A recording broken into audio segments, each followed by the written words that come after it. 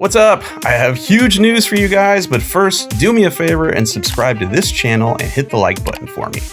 Now, how would you like to win a brand new Miller Welders Multimatic 235 multi-process MIG TIG stick welder? You do, right? I know you do. Stick around to the end of this video to learn how you can have a shot at it.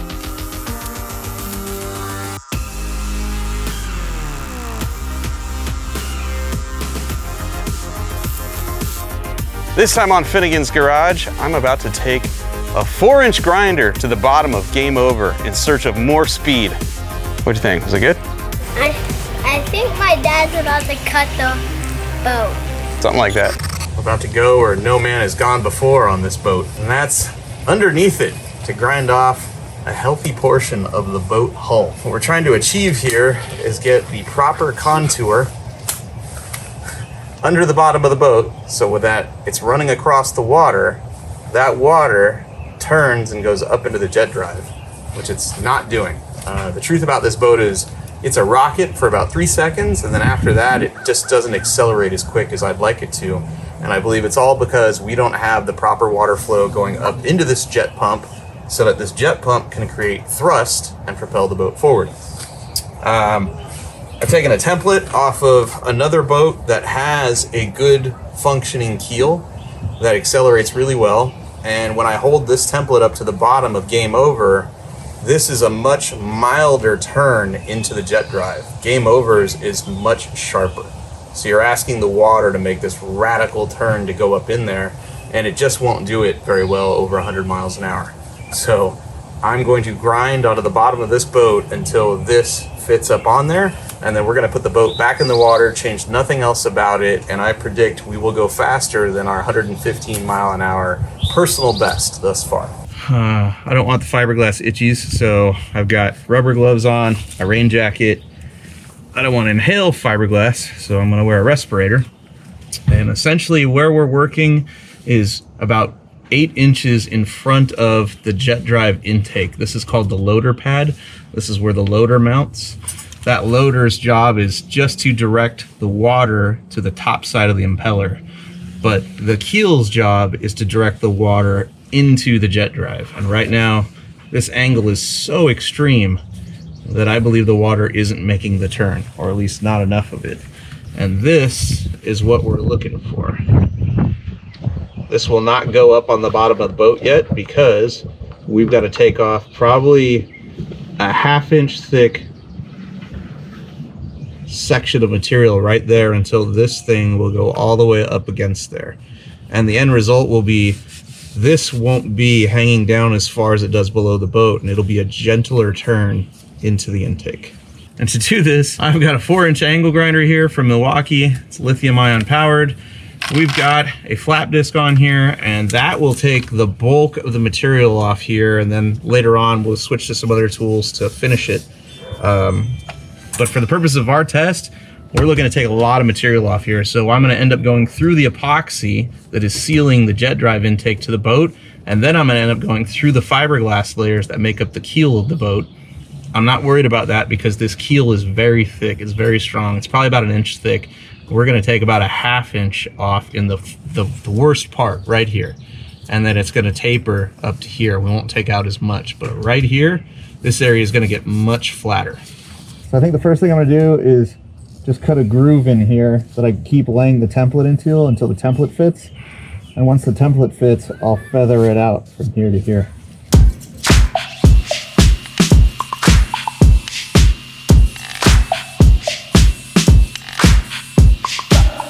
All right, so see how this part now contacts the loader pad, but this edge does not, right? So this whole thing needs to go upward.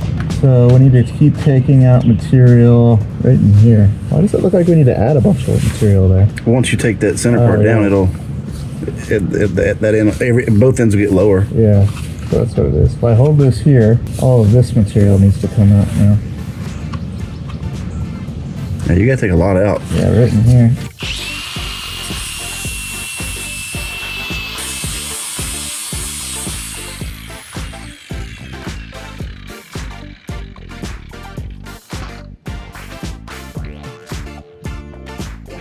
Well, you're getting closer though. I mean, yeah. We are. Look how much we've taken off too. Look at that. whoa. It's taken off so much. It's going to be such a radically different transformation. We still need to take it like another 1/8 of an inch off this whole area here and then blend it out. But the great thing about this is, so this boat was built with what's called a drop keel on it in the mold. A lot of jet boats don't have this at all, so after you buy one, you have to flip it upside down, add layers of fiberglass to it, and then shape it the way we're shaping it to get the water to load correctly. This has a keel on it right from the factory, so you just modify it to what you need it to be. So all I'm going to be doing is grinding, sanding, very minimal filling at all. So it's kind of nice and convenient. Yeah, so we can get it. You're pretty close in the center. You can do a little bit more, then we'll basically massage the edges to match, and then we can go test it, right? Yeah. See what happens. Yeah, we don't have to prime it or anything. It's fiberglass and epoxy. We can get it really close and just go test the boat. And then once we're done and we're happy with it, then we could go back and, you know, prime it, fill pinholes, and then cover it in gel coat or speed coat or whatever, you know. So I think what I'll do now is I'll take a little more off and then I'll start feathering it out. And then at some point we should use like a 4-inch palm sander to really make it nice. But for the test, it won't matter much. But the bottom of the boat is so thick. This part right here, this is epoxy over the aluminum intake. You can see the shine right there. That's the aluminum intake that's bolted into the boat. This is the fiberglass, but this fiberglass is almost 1 inch thick. And so here we're taking off about a 1/2 inch, but out here we're not taking off hardly any. So we're not affecting the structural integrity of the boat at all.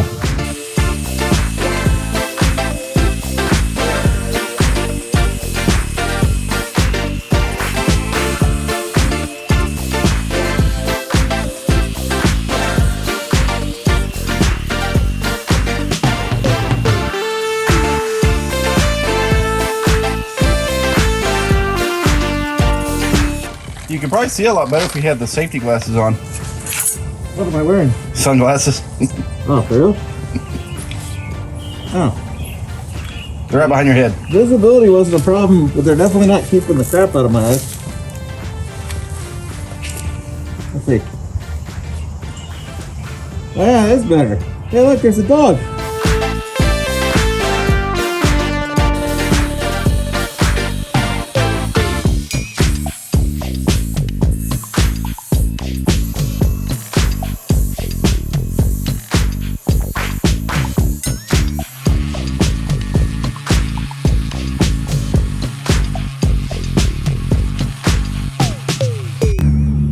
How's it look? Good. Not a lot of daylight in there. It looks like we could take some material out of the front of the intake. Or we could just roll with it and try it. It looks good, man. That's a big, big difference than what it was. Yeah. I think we just need to smooth it out. There's a tool we can make where we take a flat piece of bar stock, put a couple holes in it, and put some 1-inch dial indicators in here. Reference off here, and we can measure it and make sure it's level left to right. But I don't know. We don't really have that kind of precision here at Finnegan's Garage. And I'm a little impatient, so I think I'll keep sanding until it feels smooth to my hand, and then we'll go test it.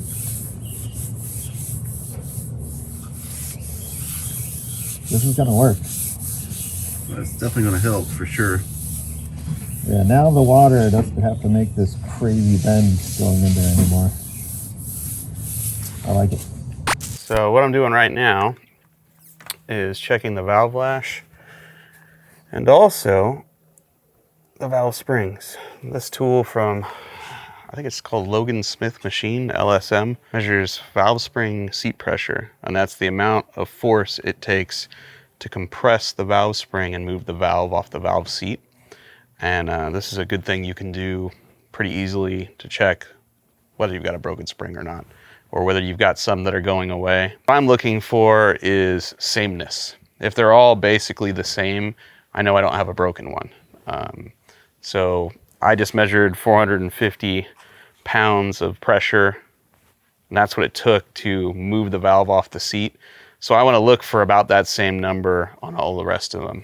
And at the same time, I'm checking valve lash. So what I do is I roll the motor over to where, say, this particular exhaust rocker and push rod and lifter are lined up where the lifter is on the base circle of the cam.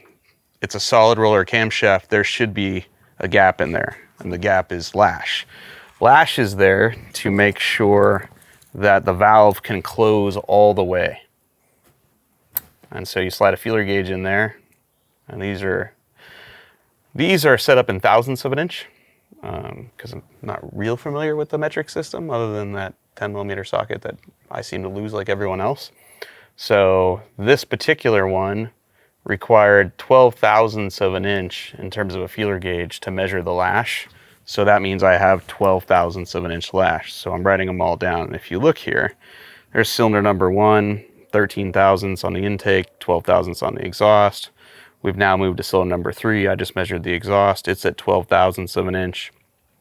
So as long as they're all real close, then I know nothing has really moved. And I'm looking at all this stuff just to basically make sure the engine's not eating itself up. If you end up with excessive valve lash, like let's just say one of these is open 20 thousandths more than all the other ones, then I start questioning whether the wheel of the lifter is worn out or the lobe of the cam is worn out, something like that. If one of these valve springs, which I'm going to check all of them, takes a different amount of pressure to get it to move off the seat, then I know I might have a broken valve spring. If I have a broken valve spring, it may only take 300 PSI to get it to move off the seat. So little maintenance here before we go leg one out on the lake today in this boat, because everything matters. Like in a boat, there are no brakes, there are no do-overs, there is no pushing the clutch in and pulling safely to the side of the track if it goes wrong. If the engine ever locks up, the boat crashes. If one wire comes undone and the ignition shuts off and the engine shuts off, the boat crashes in most cases. So we do a lot of maintenance to make sure that doesn't happen.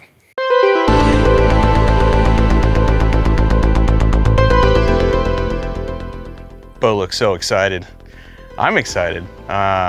This is probably the most we've had game over ready to do anything in the 7 or 8 years I've owned it. The motor is serviced. We're talking fresh oil, fresh plugs, valve lash is set. I took a 4-inch grinder to the bottom of the hull to feed the jet drive more water. The jet drive has been freshly rebuilt. The blown up parts are gone. It has new gaskets in it. We have a full tank of gas on the passenger side and no YouTubers in the passenger seat, which means we really have no excuses for this thing not going faster than it ever has before.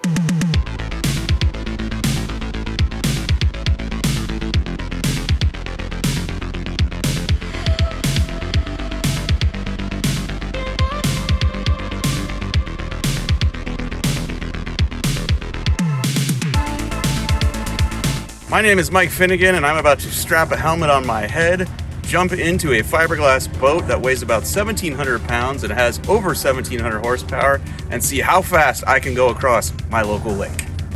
This is really stupid. I'm wearing shorts made out of Kevlar in case I get thrown out of the boat. And yes, I'm driving in flip-flops. The conditions are perfect. This is the exact water I've been waiting for. We made a huge bottom mod to it that we're hoping is going to feed the right amount of water to the jet drive so that this thing will continue accelerating. Because all last year, whenever we made videos about this boat, it was a rocket. It was like getting shot out of a cannon for about 3 seconds, and then it just didn't accelerate hard after that. And we're hoping that the 4-inch angle grinder mod to the bottom of the boat we made actually makes this thing perform like it should. Let's go find out.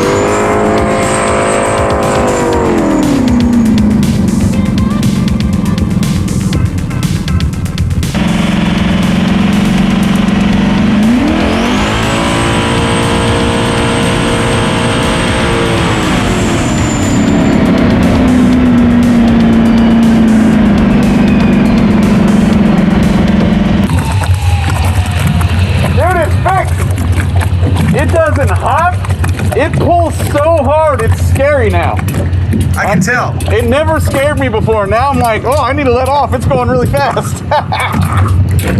Dude, it is totally better. I hit it and it instantly goes 100. Like, it is so much faster than it was before. Which way is the wind going? Is it coming this way? This way. Okay, then I want to keep going that way. You want me to hole shot it, Dave? Absolutely. All right.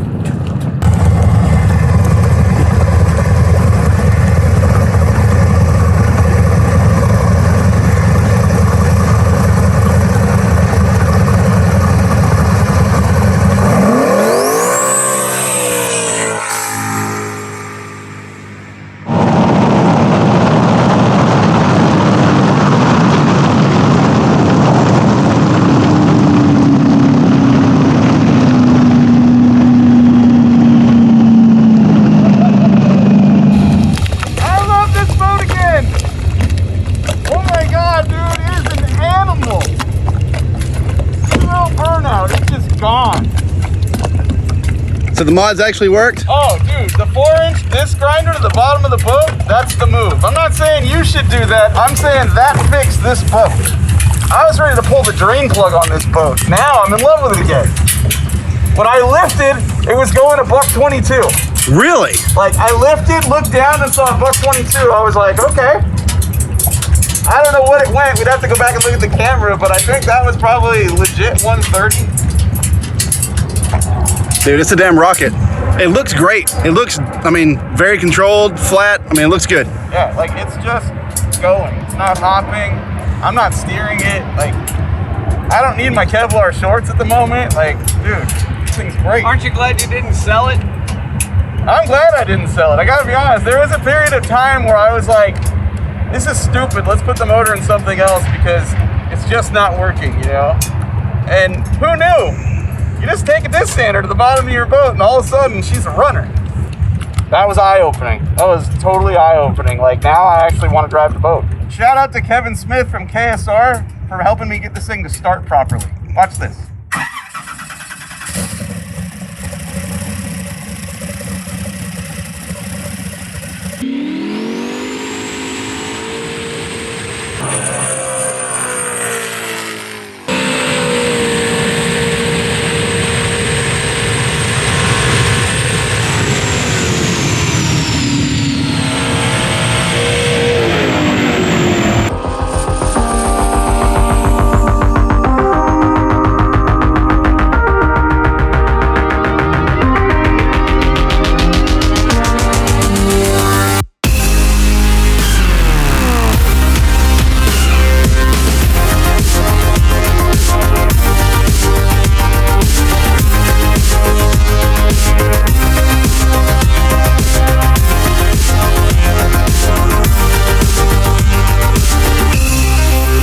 Alright, here's the deal on winning that welder.